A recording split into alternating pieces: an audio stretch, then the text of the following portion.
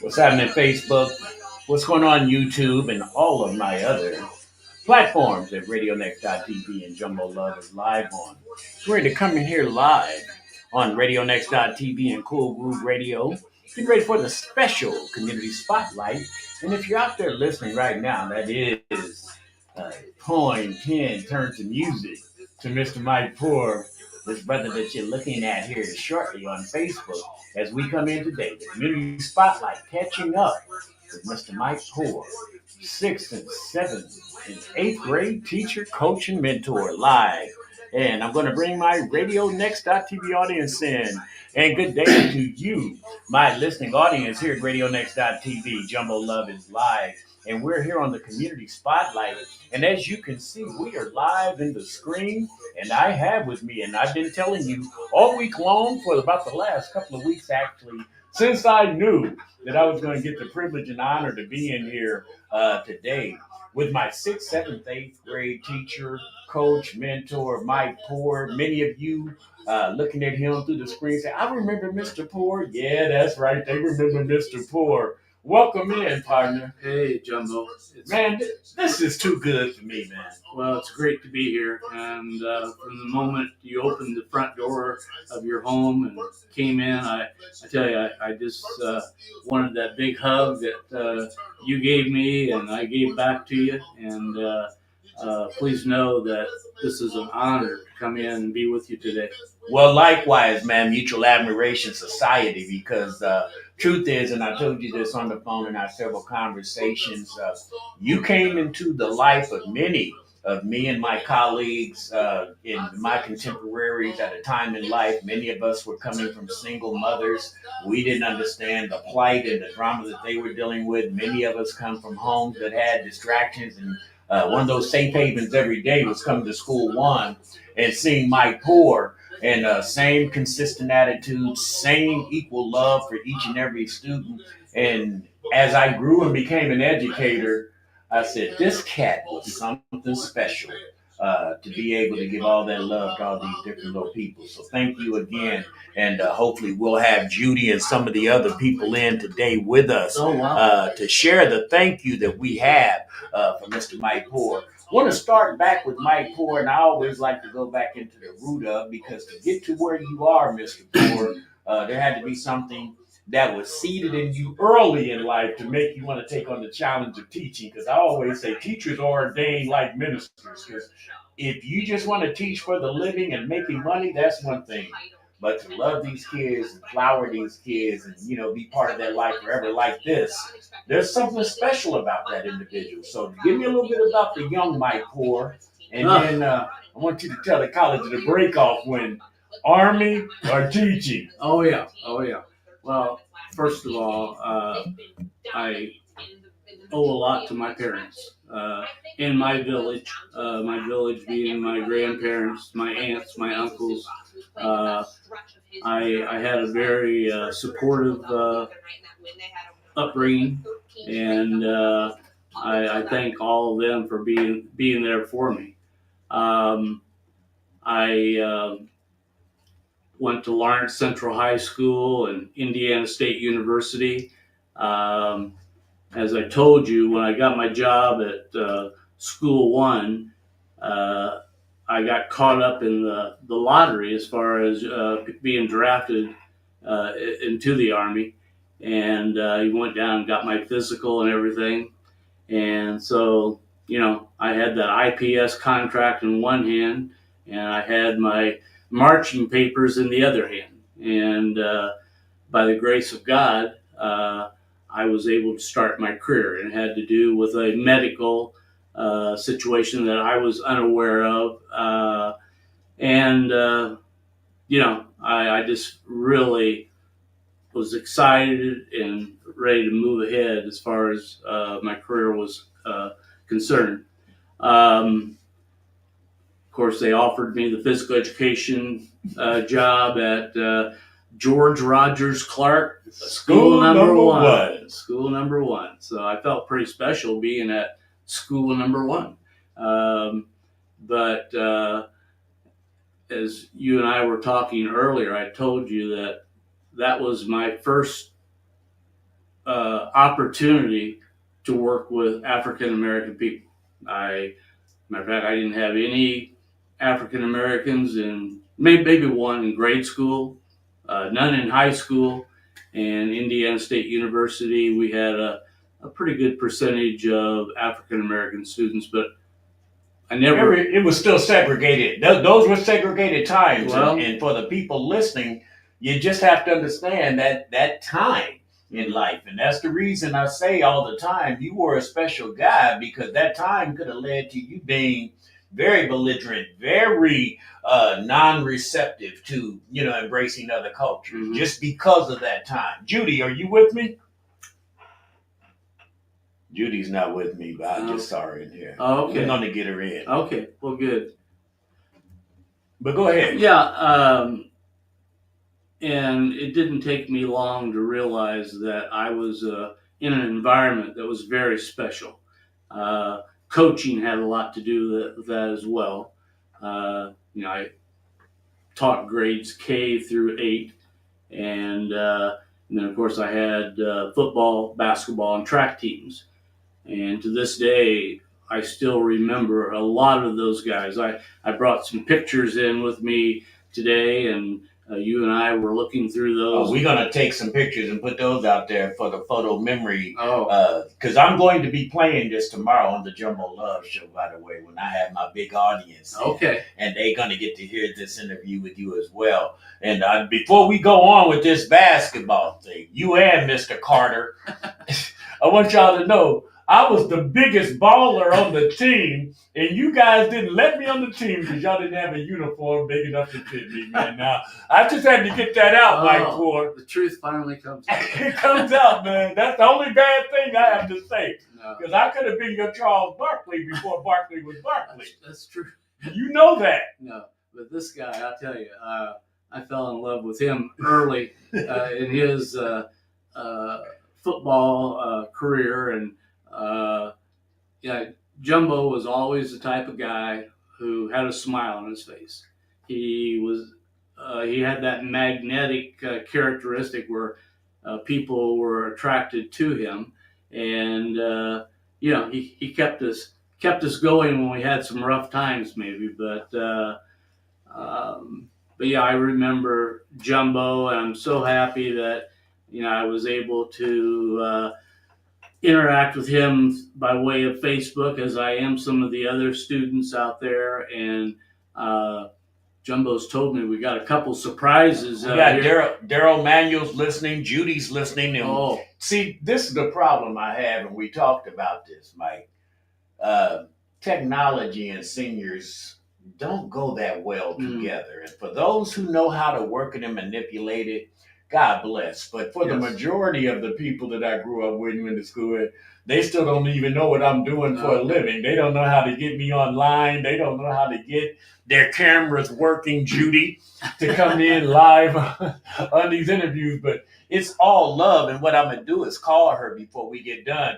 But I do want to get back because the importance of and the root of what I want to get to are education, segregation, some of the things that educators had to do versus what we see now, and as we get older, how it is really some of the gaps and barriers of really getting the best out of the diamonds out here, because there are a lot of intelligent young brothers and sisters out here. Yes, and they're being left behind because of the structure of our educational system. And I don't think we've grown enough with the times of how we educate versus what works for them to collect data and measure grade scores and to keep the ball rolling, so to speak. Right. So as an educator, starting out naive, 1970, wasn't it? Yes, 19. First time teaching a whole bunch of little bad brothers. Not knowing about teaching and really the data, like I mentioned, because teaching, a lot of it is the data. They're collecting data. Right. And many of it is because of grants and opportunities to enhance your programming. We didn't know that then. We're just people out here trying to participate and learn. You guys are trying to keep a job. Talk about that rookie and then the learning of understanding. Man, this teaching thing is different than Mm. what I came into it for. Right. Well, I mean, even though I had 4 great years of college at Indiana State University, it didn't prepare me for what I was ready to start. I mean, I did a lot of on-the-job learning, uh, made some mistakes, made a lot of gains as far as educating the kids. I can honestly say that at school number 1, uh, started off with our principal, Dr. Everett Sauter, who's 97 years old right now. Is he still kicking? Oh well, I hope he is. I hope. Okay. I lost touch with him when COVID hit. My wife and I used to go out for lunch, dinner with he and his wife when they came. He lived in Arizona, so and then Mr. Isaiah Green was our next principal, and I'm just laughing because all these teachers that you named that used to paddle my little fat butt, I remember them real well. And Mr. Green had an affinity for paddling Jumbo for some reason. I was a good kid. Well, it was all that laughter that you created amongst all of us, and when we should have been listening to the teachers. And, okay. No, I think, like I said, you were a very positive force in our lives. But I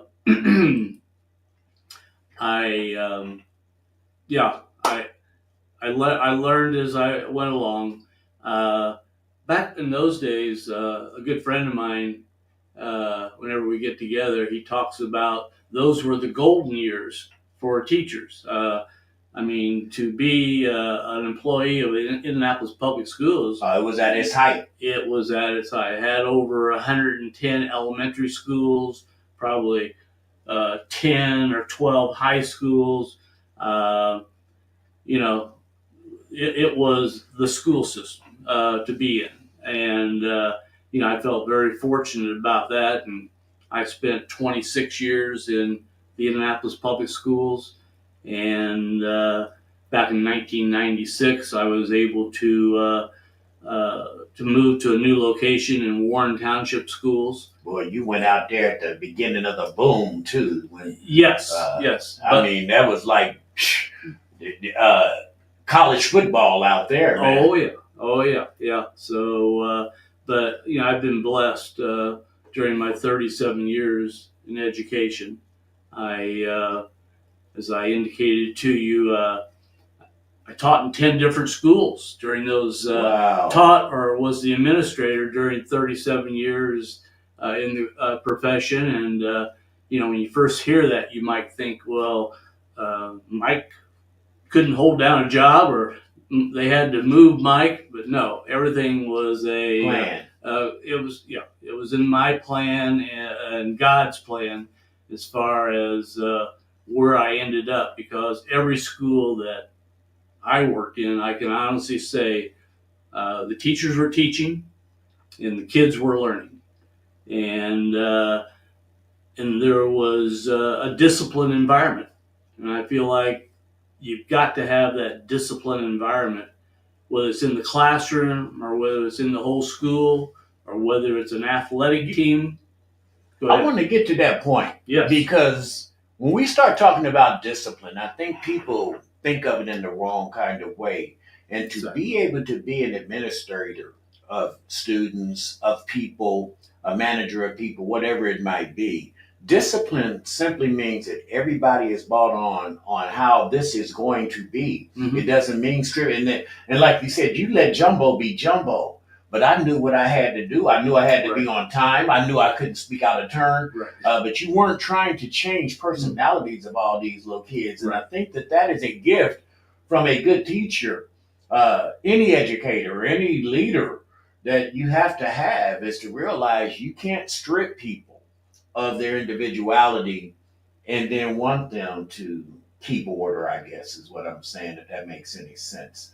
And so when you say that, and you say every place you went, those principles, and that's the one thing. When I wrote that poem that turned into music about you, and you made us be on time. You gave us discipline. Here's the order of it, and then we can get down to what we're trying to accomplish. Yeah, and it doesn't matter what walk of life you're going through. You know, discipline is something that we all have to do.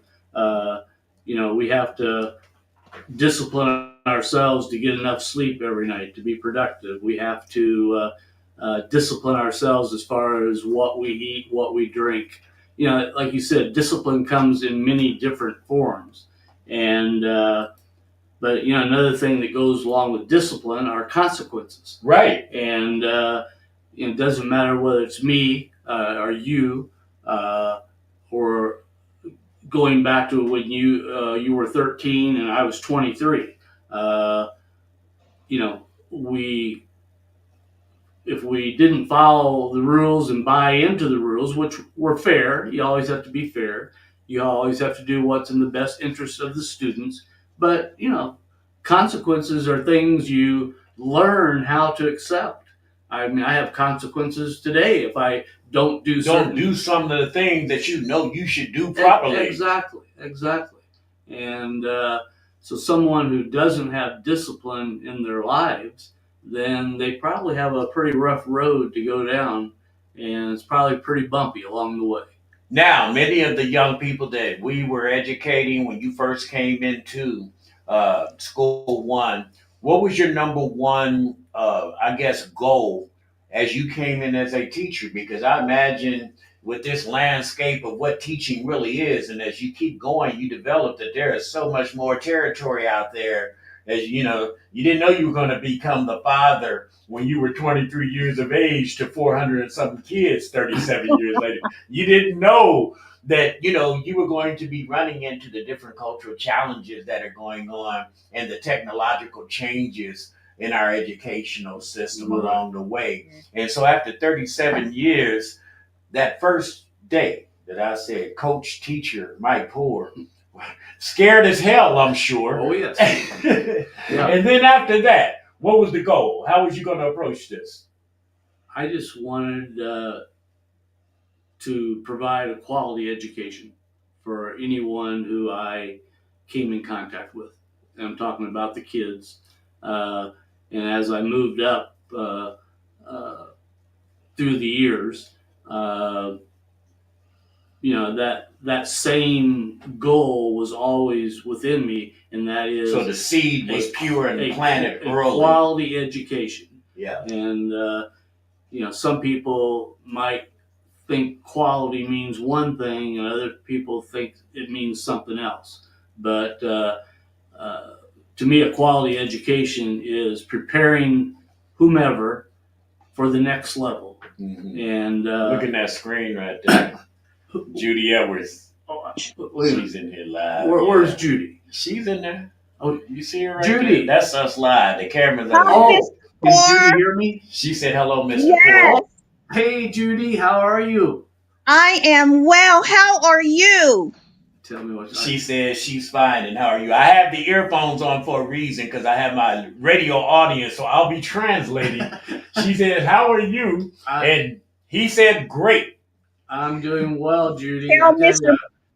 Jumbo and I were talking about you earlier, and you are definitely one person amongst many that I will never forget. Talking about all your little class and how well advanced you were as a young lady. I said, yeah, that's why she never dated any of these School One dudes. And Judy, before I forget, your social studies teacher, Jim Jackson, he told me to tell you hello because you were definitely one of his favorite students in social studies class. And also, I already shared that with Jumbo, and Jim and I, we've been friends since 1971. He lives in Frankfort, Kentucky right now. And K-State. That's where I went to college. Really? Yeah, I went to my first semester I told you about down in Frankfort, Kentucky, man. Well, Jim lives in Frankfort, and he's retired now. And just a lot of interesting things has gone on in his life. But anytime we get together, we always talk about years past. And School One always comes up when we have that discussion. But Your name has come up many times because you were Oh, sort of the model student that we remember. Don't tell her that. oh, thank you. Thank you so Well, much, there Mr. were many. Porter. There were No, many. that's our sister. That's me and man. Me and Daryl take her real serious. If you mess with Judy, you probably got some Jumbo and Daryl to be dealing with up in there. Okay, all right. Absolutely. And even in our mid 60s, it still works that way, Mr. Ford. That's right. That's right. Yeah. But no, we're catching up, Judy, and just thanking Mr. Poor. And I told you I played him the song. I had him all choked up over here. Coach almost broke down like a cheap tent when I played the song I wrote for him, Judy. Yeah, that was really It was nice. Really nice. beautiful. Very meaningful. And yeah, this guy, I tell you, he's got a lot of talent. I've known that for a long time. And when you Yes, he watch him, does. doing his job and doing his thing, uh, Jumbo's got it together today. Man, Jumbo's got it I together. told you I am in paradise today because really, people don't get a chance to go back and tell some of the people who really influenced them. They wait until they go to a funeral or they talk about it and they don't know how to make contact and get in touch. And man, this is the gift of life right here when you get a chance to go back and say thank you. And especially when you model many of your skills. Like I told you, I didn't know I was going to become an educator. Mhm. And once I did, I had to draw back on people who coached me up and who led me. And like I told you in that song, man, knowing when to be tough, Yeah. but still being compassionate is a delicate art It because is. you want them to know I love you, Yeah. but dagnabbit, we got to do it this way. Yes. And Indeed. you knew how to do that, Mr. Mike Poor. And for an inexperienced brother coming over here, I was looking at these football pictures. Give me one of these pictures because I want the people to understand what Mike Poor walked into in 1971, Well, 72, and 73. I mean, And if you can see in this picture here, ain't nothing but a whole bunch of little brothers and sisters in this picture. And this was a time when it was pretty tough out here in America as far as relations and race and how we viewed one another. And you came in, man, and nobody even gave a dang. make, And make sure you point out Judy here. and there's Judy down here. Look, Judy, you got your little sailor's cap on with your little uppity self. I swear. See what I mean? She been I'm like this her whole gonna get life. you. I'm gonna get you, Jumbo. I'm gonna get you. You have been uppity, the only cheerleader with a Captain Antonil hat on. But You that's what know what? I'm just saying. Oh yeah. Always was unique and gifted. But no, to be able to come in, what was it like when you would leave school one at work? And I know you had some buddies who didn't understand this thing that you had to walk into at work every day. What were the conversations like with your colleagues? Come on, you can get dirty now. Well, no, I told all. Look, see, Judy, you can't even. I told all the positive things. I'll tell you. I mean, I did have one funny thing that happened. I wanted to share with you because, like I said, I was dealing with students 1 through 8, and my first week of school, maybe into the second week, the little first graders would come in and they'd look up at me and they, "Hi, Jim." I thought, okay. For some reason, I think my name's Jim. And this went on as we moved ahead in the week, and I got to thinking at home, why are they calling me Jim? And their teachers were saying, okay, it's time to go to gym. Yeah. We've got gym today. So they thought my name Jim is Jim. And I thought, that's too daggone cute. Oh my gosh, kids will. Oh yeah. How they interpret things, and like we've talked about, you learn early from watching, from hearing, as you move about. But no, I always had positive things to say. I mean, teaching is a tough job. Yeah. There's no ifs or buts about it. Whether it was 1970 or it's present day, teaching is hard. But the teachers who have the plan in front of them that they put together, along with the school itself putting together the plan, then I think you're getting quality education. You're getting structure within the whole school environment. And but no, I had a lot of good things to say about school number one. And my I didn't ask you, Mike Poor. and I'm getting candid for my listeners. I know you hung around with a whole bunch of little Indiana State graduate brothers, most of them Caucasian. And when you had to go on a weekend, and you were probably still sipping a beer a little bit at that time, maybe. And you had some candid conversations like, let me open it up. Mike, what's it like teaching all them little black kids? Hey, I tell you, I learned a whole new world out there. Yeah. Okay, I fell in love with my kids, as I indicated to you. My wife and I, we decided early in our marriage we wouldn't have kids, and I would tell people a lot of times, I've got 400 of them that I work with at school number one, and then we moved to Forest Manor, and Forest Manor had 1,200 students there. So yeah, but no, I'm being funny. I know you. A lot of times we do hide behind the closet of the reality that is, and I have been fortunate to be the only African American on situations where they weren't ready for me. Mm-hmm. And then after they tasted a little bit, they like, you know what? This cat's all right. Yeah, exactly. After you get over the fear of difference, I guess is what I was saying. And, walking into that environment, especially at that time, there had to be a little bit of difference. And the apprehension from the people on your peripheral is what I was getting at. Because I know I do with a lot of people right now. They don't even know what I do. Right. And so I have to always constantly explain to them exactly what this is I'm doing. Right.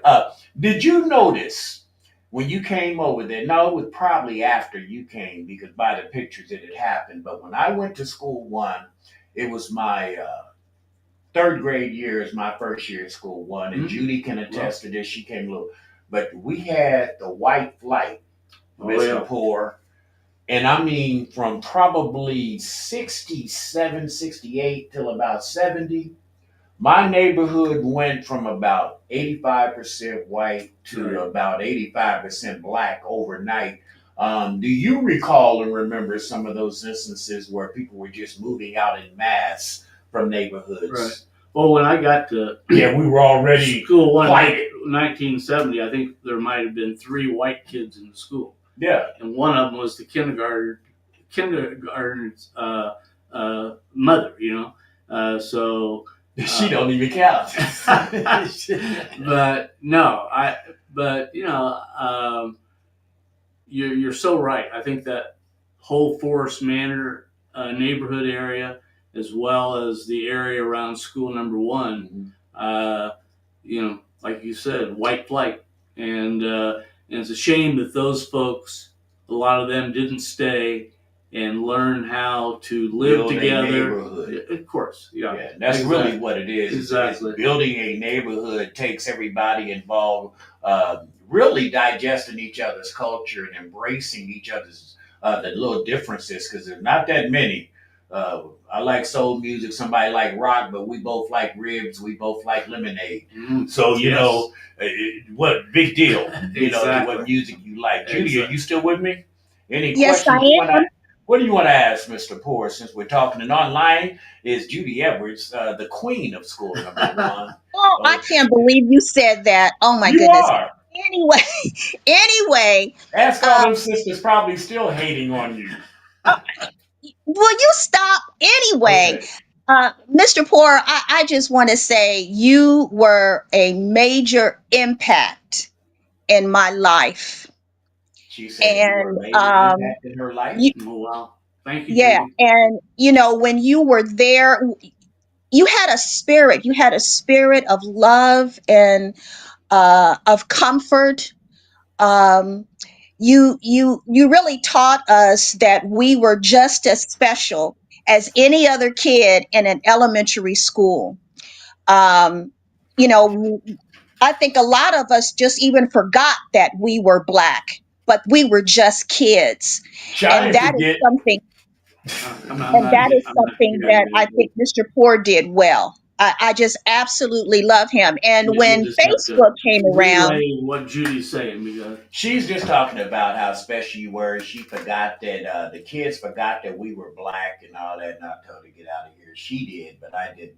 But anyway, no, she's just talking about how equal and how good you made all of us feel oh without wow, there being any discrepancies in us being young African American kids. And you're being probably, for us too, it was like, who's the little white guy coming in here getting ready to exactly. lead us? Because Yeah. it was the same kind of apprehension, I'm sure.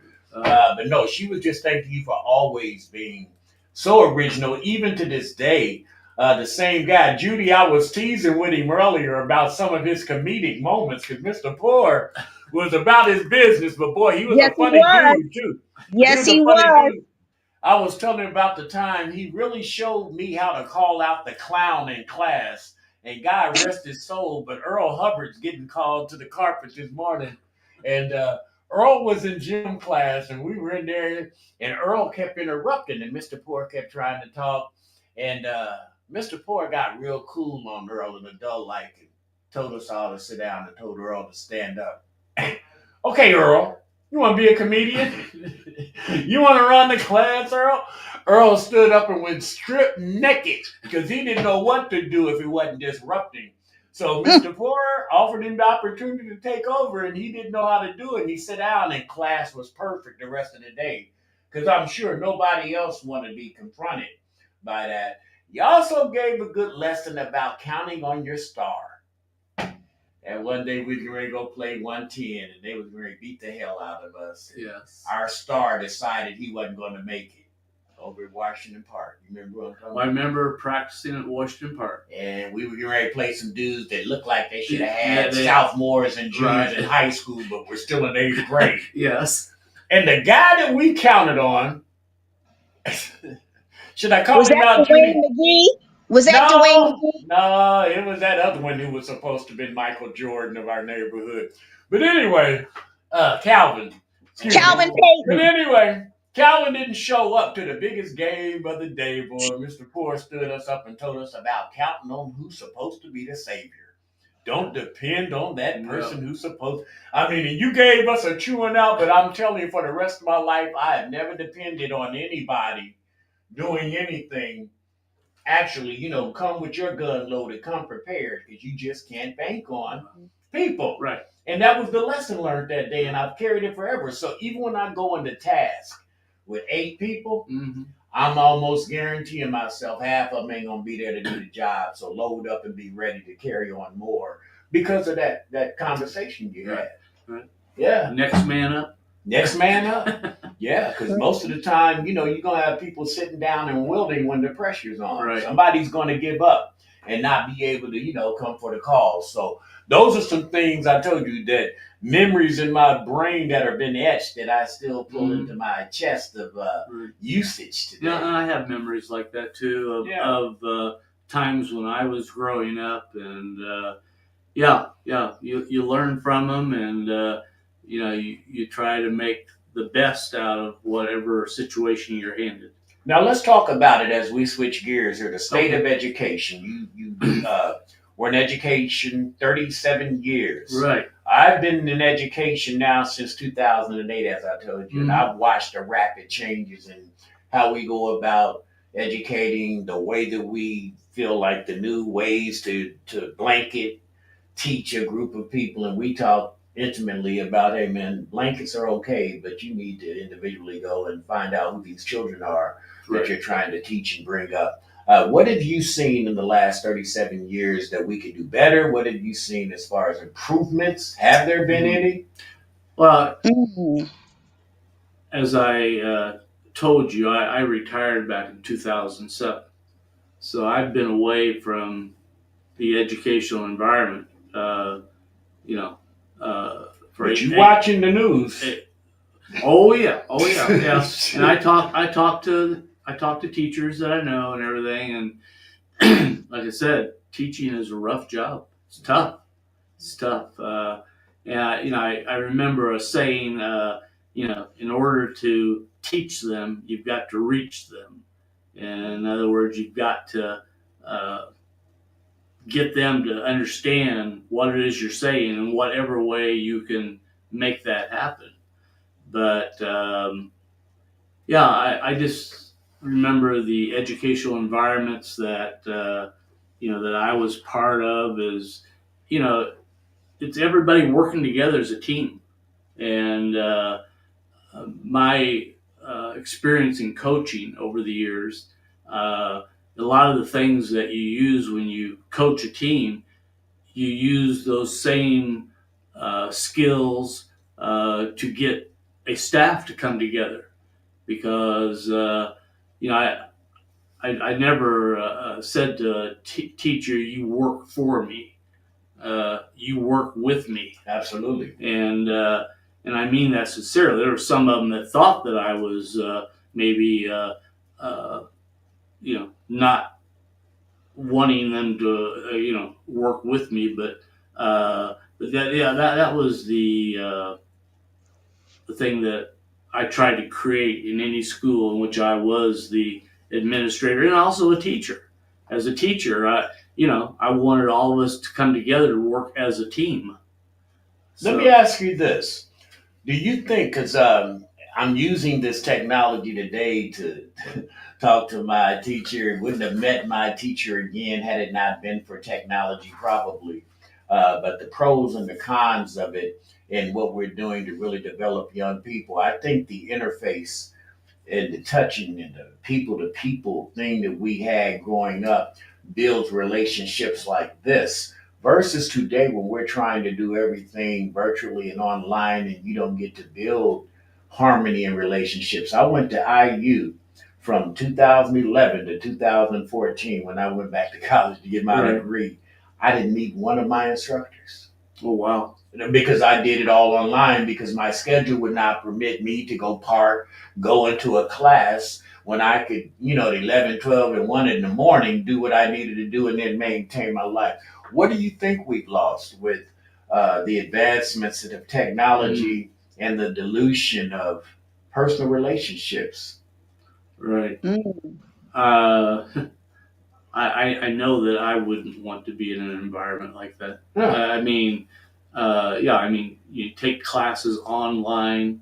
There's something very special about that human contact you have with your instructor, the other people in a classroom, and but yeah, I mean that's just the way things. I love it because we talked about doing this virtually in person and we quickly discounted virtual. Oh, really? Like right away, hell no, we got to get together. Yes. So that's the way it should be. And I think if we can delicately combine the advancements and the greatness of this technology, Mhm. but still somehow, some way, breed what it's like to have to do face to face conflict resolution. If you don't agree with somebody, it's not the end of the world.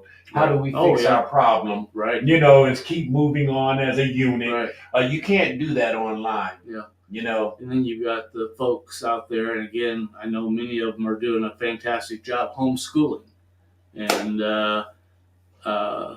but you gotta have that social. I mean, if you don't, could you imagine me having to be at home with all this personality caged up and trapped up? Boy, you talking about drama. Right. What you say, Judy? What's your opinion about the educational state today? You know what? I think it's going to be a tough thing if the parents and or that person doesn't have a mentor or they don't have a clue as to what they want to do or be when they become, say, 21, 22, 23. I think it is about relationship. So if, like, Mr. Poor and other people that are teaching in elementary school and so forth, you've got to have relationship. The teachers have to build relationships with these pupils so that they understand that that's the very first thing that you learn. It's positive relationships. And I think the other thing is, I went online to get my master's degree, and I thought it was the I'm best listening. thing ever. And one of the things is that because I was working full time, had a lot of responsibility in my position at work, it worked for me. It sometimes doesn't work for everybody, but it does work. I think we need to continue to be more creative in how we reach these students, how we reach potential students, to get them excited about learning. Because if you're learning, you're going to eventually be earning. And I think that is the most important thing to a lot of people, particularly those who haven't been in a privileged environment. Maybe people who didn't have a school one in their life and they didn't have a Mr. Poor in their life. So I think it's up to us and everybody to make sure that these kids that are coming up can see positivity You know, and one not thing that I based. want to say, Judy, I don't mean to cut you off, but one thing that you said that I think is paramount here is that I went back to school online as well, and you did as well to get your master's. But the thing that we are forgetting is that we are old and we had the experience. And I'm old like old, but we're elderly and have had the experience of developing and building relationships. And now these kids are they're coming through without no experience, as you Yeah, mentioned.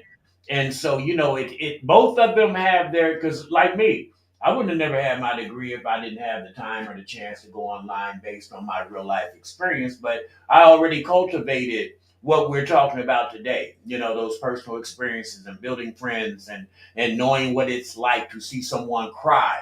I mean, really, somebody falling and getting hurt. You don't even get to experience that online. Somebody online and get hurt, you just seeing such and such broke their leg, and there is no empathy because you don't see it or feel it or don't see the person having to struggle with crutches. So all those things are out the door for our younger population. And I think the fear that I have is we're going to go into the second generation of this Mm-hmm. because all of the kids 20 and younger don't know what it's like to live without the information age technology. Their parents are only about 10 years into their life without knowing what it's like. So as we keep developing and growing, the loss of this is going to be paramount. We're going to have to figure out how do we get people to socialize? How are we going to mandate people socialize? Because it's going to be a long start in a minute. Mm-hmm. Yeah, right.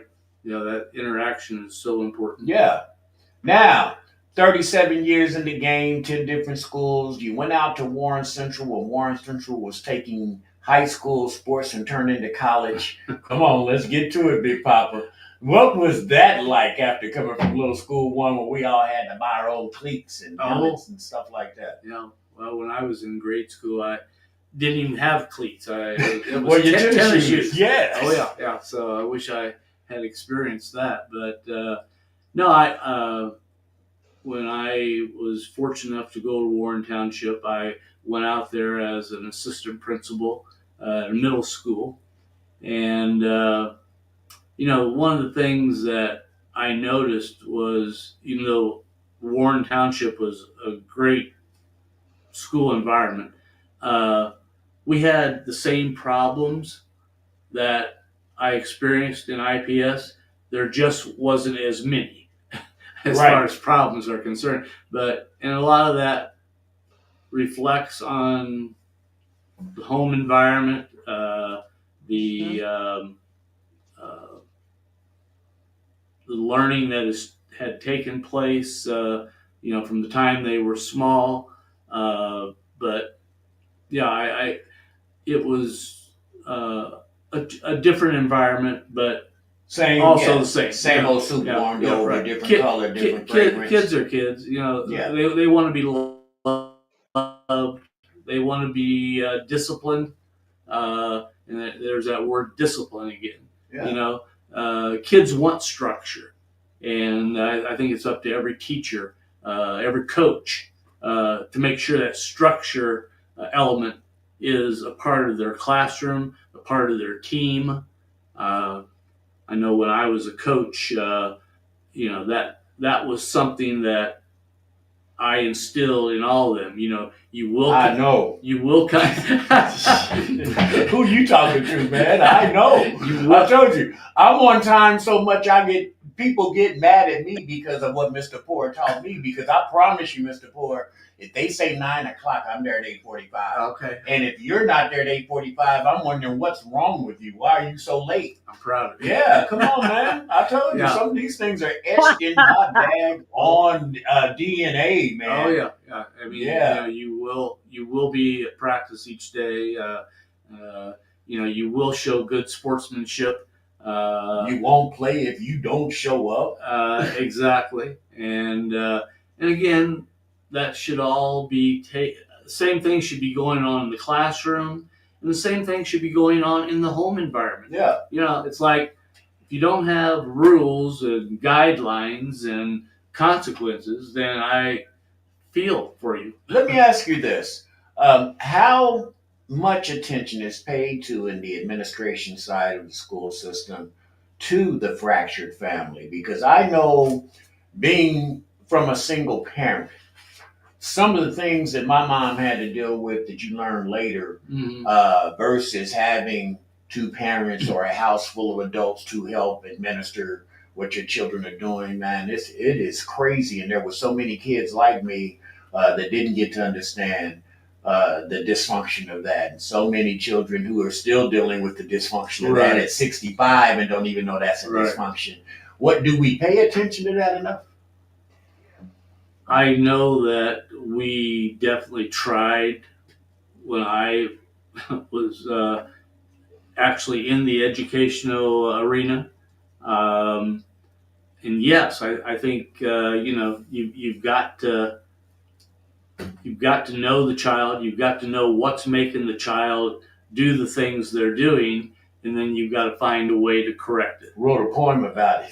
Did you? Oh yeah, it's out there in music right now, and it's talking about I-STEP, and it's really a mockery to the I-STEP testing, based on how they're trying to gauge the brilliance of our little kids without any relevance to who they are and where they come from. So, back to what you're saying, how can you get the best out of someone if you're not starting with where they are? Just assuming. I remember when I took the daggone PSAT and all these college tests and stuff, and they were asking me questions, Mr. Poor, about the bow on a yacht and stuff that a brother from the hood just didn't know about. Yeah, I mean, I probably could have known about it if you would have, if I would have experienced or you taught me. But just growing up on Grant Street, I had no clue what the bow or the sail or the mast or any of that was. But they were asking me them questions on the test. Right, and you don't know what you have. You just don't know what you don't know. Exactly. So, exactly. Like I say in the poem, as I asked to the scholastic test takers and makers, what would you do if I said, "What's a rump shaker?" I'm gonna get off. Oh my goodness! No, Shut but up, you would be Jumbo. dumb to that. Listen to Judy telling me to shut up. It's the truth, Judy. If you took somebody who didn't know how to make a Big Mac to McDonald's and you didn't give them the way to assemble it, they would flunk.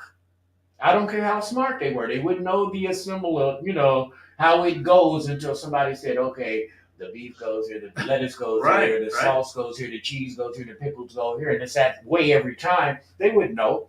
So I always like to say, let's reach people where they are, start teaching up from there, and then we can get geniuses. And you witnessed that more than me.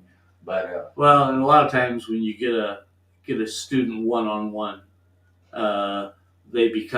you see a whole different world as far as that student is concerned. Because that crowd will make them wayward. That will. And then, like you just indicated, if kids have not been taught what good behavior looks like, what manners look like, being on time, listening to the teacher, not creating a problem for the learning environment. But you get them one-on-one, you start talking to them, you sort of figure out what it is Here's that's what's wrong. causing this problem. Here's what's wrong with this boy. Yeah, exactly.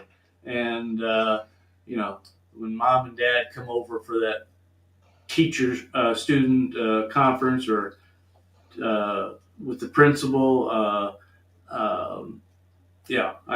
things. Let's talk about the illusion of parents, and this is a good segue, as you know, because we got about 15 more minutes. Okay.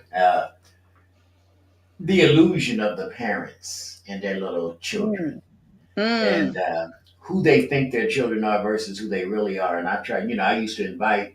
I told you I was working in a youth program where, after school, and then I was trying to graduate those who had been expelled to get them to graduate and walk with their class. And every parent thought their children was just a bet. My child wouldn't do that. So I used to bet them, you come up here. We're not going to tell you each kid you come. Just come up here for 15 minutes when you get off work. Oh, yeah. And look through this window with me. I'll meet you outside.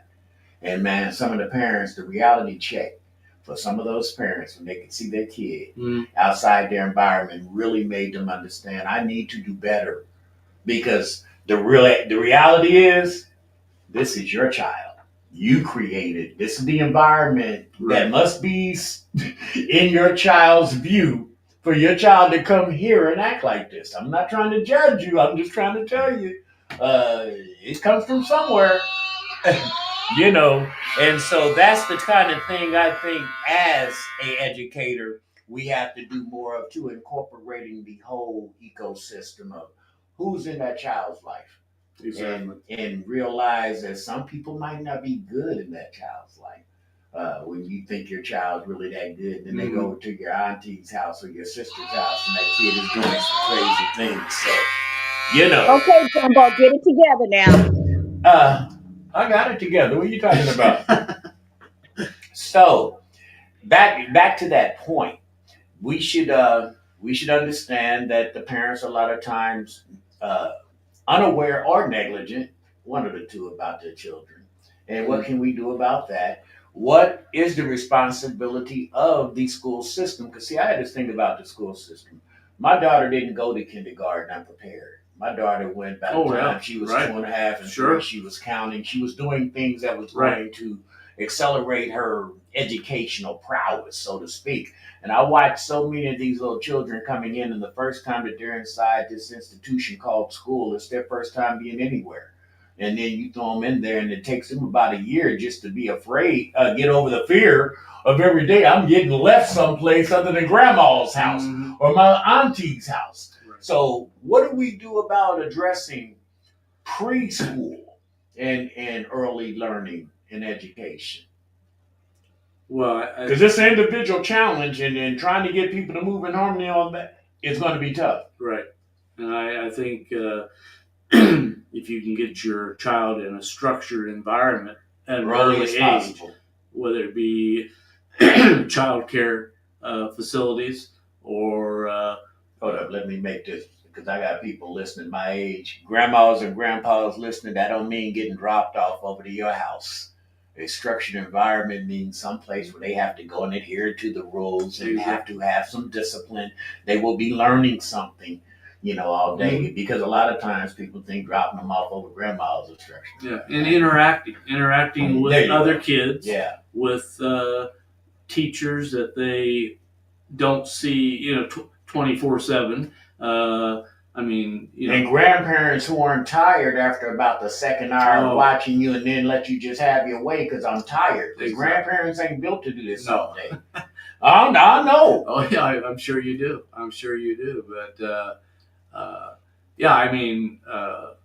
I have a lot of respect for grandparents and parents and anyone who provides that structured environment for the child. But preschool or anything like that, earlier the better. And so we have to really, I think, preach and teach more of that, because I have a lot of colleagues who spend 6 to 7 hours learning the latest line dance with fans instead of teaching phonics and ABCs. Yeah, exactly. Judy, I'm sorry.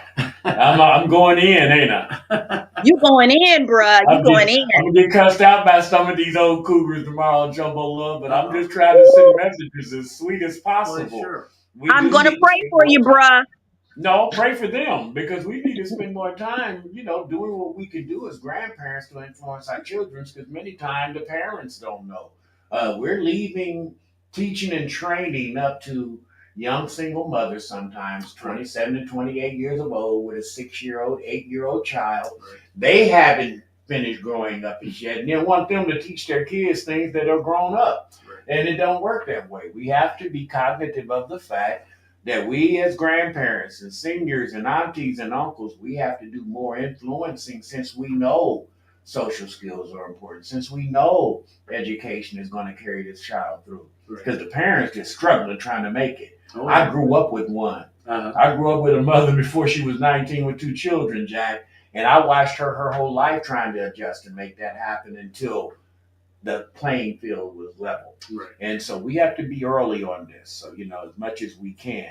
Now, as we're ready to close it up today, we're going to do more of this because I want to give it all of the teachers that we have that are still with us to share insights on the past and also glimpses of the future. Let's go there because you're still busy, man. Yeah. And the sort of future, and we talked about never stop learning and the energy that keeps giving you a little mind. Talk about your future, Mike Poor. My future. Well, as I sit here with you today, I'm 78 years old. And looking good, too. I told him, Judy, all the girls thought Mr. Poor was cute with his little periwinkle mustache that he was sporting back then. No, he wasn't cute. He was fine. Uh-oh. Yeah, she look at him getting all red cheeked up in here. Do you know his wife's watching too now? Okay. Well, his wife knows he's fine. She knows. She's been knowing for a long time. Yeah.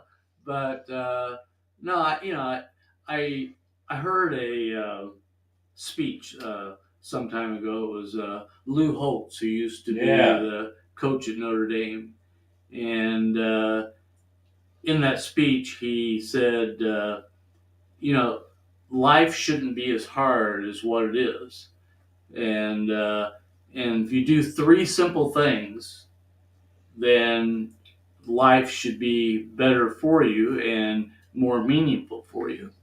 And the first one of those things is, do what's right. Right. Do what's right. Most of us, as we grew up and got out into the it'll take you wayward. Oh yeah. Just do the right thing. Unfortunately, some people doing the right thing is not part of their character. But if they want to be better, have a better life, just do the right thing. The second one is be the best you can be. There's that train again. No, this is everybody watching you on TV. Oh, okay. All right. I told you, these are all people wanting to talk, get in on the Mr. Poor conversation, and I'm going to ignore them till then. Well, be the best you can be. And the last one is probably the most important one, and that is treat others the way you want to be treated. Mm-hmm. And, as I move ahead in life, my wife and I, we enjoy traveling. We enjoy going out and interacting with people, whether it be a meal or going to a Broadway play or whatever it might be. And, that's what my path ahead looks like. I enjoy this thing. I've gone through a medical situation, which I shared with you earlier today when we got together and just talked. And so, I'm trying to get. How deep do you want to go in on that? Because in 5 minutes, man, okay, if you don't want to. But it is about overcoming and realizing that you need a team of people if you're going through some situations, and don't be too strong to not ask for or receive some of the help that you might need when you're going through a difficult time. Right. And I'll leave that there. Well, but it's encouraging for those people who might think that I'm the only one dealing with something. Well, real quickly, I had surgery a couple of years ago, and I found myself after the surgery falling into deep depression with anxiety, and thanks to my wife, she was the key person. She was not about to let me Yeah. stop living, Yeah. and She coached you up. got a lot of tough love. Got a lot Yeah. of tough love, and you're not going to give up on yourself, and you are going to get back to where you want to be. Thank you, Queen. So, yeah, and there, another conversation we had earlier. A lot of people out there with mental health problems, and and those people, if they're listening, never give up. Never give up. Keep pushing hard, and surround yourself with the right people that should be in your lives, and hopefully, you can work out. And on that note, I would like to say to the people who might be dealing with some challenges, you have to first remove yourself from the environment that keeps festering Yes. those emotions, whether Yes. it be a bad relationship, whether it be bad family members around you. I know one of the first things that my partner and I do when we're dealing with trying to do working with the returning citizens, we have to get them in a new location. They can't go back home.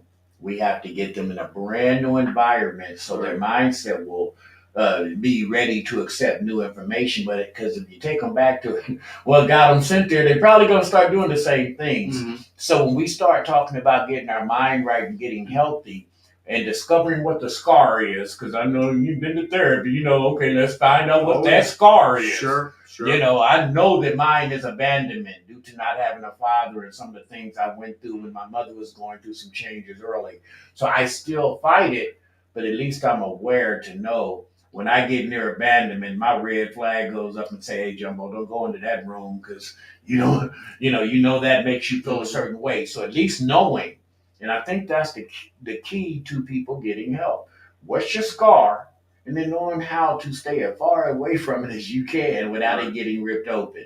And that is the premise of it. But I'm glad you shared that. Now we're going to continue. And if I can ask you or your wife while you're listening, get you in here, man, about, and I want to get with all the old brothers and sisters that you still hang with, the men and women that we have. Because Judy, I must say, I tease her a lot, but she is an absolute queen. Oh, yes. And she has given the world what it needs spiritually. Sure. And we have so many people that you guys have influenced that we would love to carry on this dialogue and make sure that you are seen, heard, and felt, and given the love back that you deserve. Right. And Judy, if you ever get back into town here, give me a call. We'll go out to lunch or dinner. My wife and I would love to go out with you and your husband, and me and whoever that's toting along with Jumbo. See, Jumbo Love got it hard, Mr. Poor. Ain't nothing worse than being an old senior dude. I'll just leave it right there. Jumbo, You're just too demanding. That's what that is. No, And I can say that I'm your baby sister now. All right, you go ahead and calling me out all on social media and this radio. But no, and to all those students out there that I interacted with, as far as being your teacher, your coach at School One, Forest Manor School, and again, there's 8 other schools that I haven't mentioned, but they ain't like the first time. It's never as good as the first time. Right. That's the shot they said, Mr. Ford. That first love is something that will stay with you forever. But please know that I love you very much, and I wish all of you the very best that life has to offer. And thank Jumbo here for letting me come in today. Man, I'm going to tell you, my heart is so full. I'm a sentimental guy. In 14 years, I must say, probably one of the most special times that I've ever had to share. Oh, yes. Oh, yes. Thank you. Yes. And we say thank you. Thank you, For Mr. the brothers who aren't here, thank you. You're welcome. All right, we're going to talk to you later. And don't forget, tomorrow, Jumbo Love will be live from Shar's Hair and Medical Supply as we bring information awareness to the sisters who still want to look beautiful. They have wigs, they have outfits, they have prosthesis for you. If you have been dealing with cancer, they have specialty shoes for those people on diabetes. And you know, it's some serious information, but they need some sugar and honey and syrup on that waffle tomorrow. So 8 a.m. to 2 p.m. we're going to be live. Thank you, Judy, for tuning in. Thank you, all of my great people on Facebook. Thank you to my people